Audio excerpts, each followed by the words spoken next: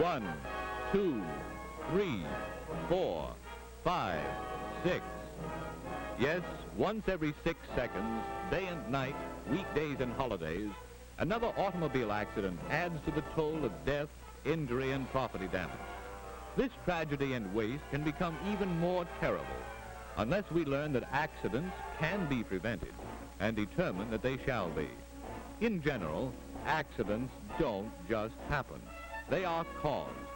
Among the principal causes are carelessness, impatience, inattention, recklessness, or loss of the basic driving skills. No one can become a really safe driver. He rids himself of these fundamental faults until he stops taking an occasional chance and until he comes to know his limitations as a driver. The good driver, for example, knows that no one can stop on a dime like this. No matter how serious the emergency, even an experienced driver takes a certain amount of time after he perceives danger before he can begin to apply the brakes. The distance which the car travels in this interval, 5/8 of a second for the average driver, is known as reaction distance and is indicated by the yellow strip.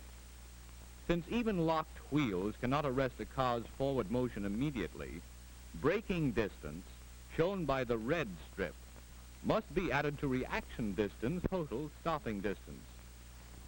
At 25 miles per hour under ideal conditions and for an average driver, the reaction and braking distances are 22 feet and 28 feet respectively, which means that the car will travel a total of 50 feet before it can be brought to a complete stop. At twice this speed, or 50 miles per hour, the reaction distance for an average driver is 45 feet, and the braking distance is 119 feet. The total stopping distance, therefore, is 164 feet, over 3 times as great as at 25 miles per hour. Be a good driver.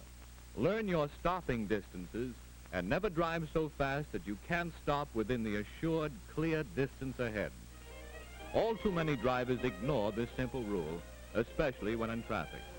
In fact, one of the greatest causes of automobile accidents is a habit of following the car in front of you too closely. Unless drivers leave a safe distance between their car and the car ahead, and unless they remain constantly alert, a crash is almost inevitable should the leading car stop suddenly. Driving in the proper lane is of importance too. It is an easy matter to maintain a smooth flow of traffic on multiple lane highways when slow cars keep to the right and faster cars to the left. But the impatient driver, who hopes to save a few seconds by weaving in and out, endangers both lives and property. As he darts from one lane to another, he leaves behind him a trail of snarled traffic and ruffled tempers, even if he doesn't cause a serious accident. Keep in line. A good driver will never attempt to pass another car when approaching a curve, hill, or intersection, or in the face of oncoming traffic.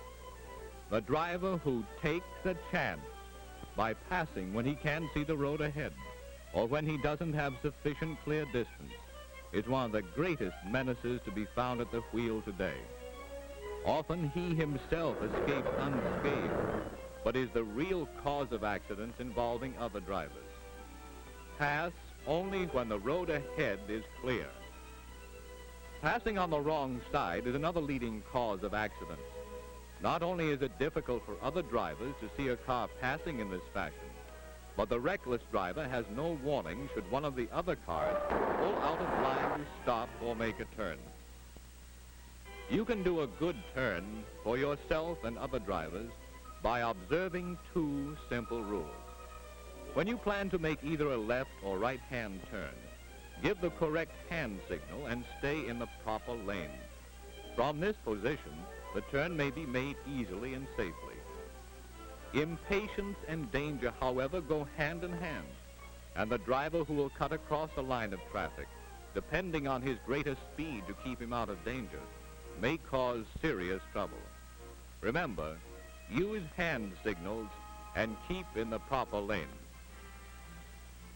There's plenty of room on this road for all, just as long as everyone stays on his side of the line. but the driver whose chief fault is carelessness can cause a serious accident.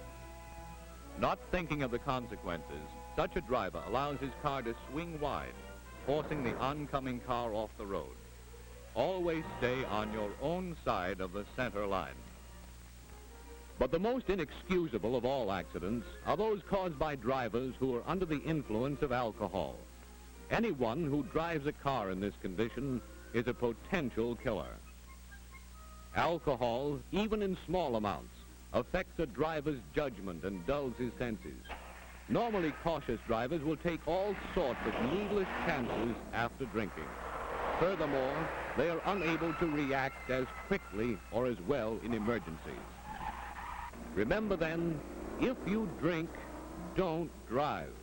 If you drive, don't drink. Stop, look, and listen.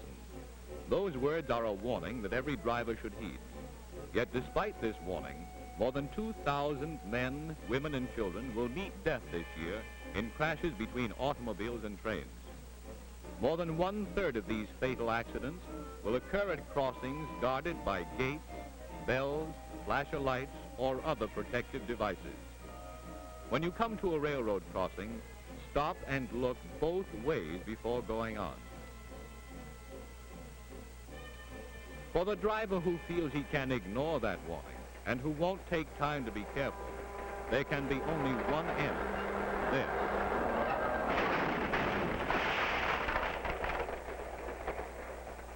So, stop, look, and listen. The busy intersections of American streets and highways are breeding places of accidents. Even those crossings where the flow of traffic is controlled by stoplights are not immune.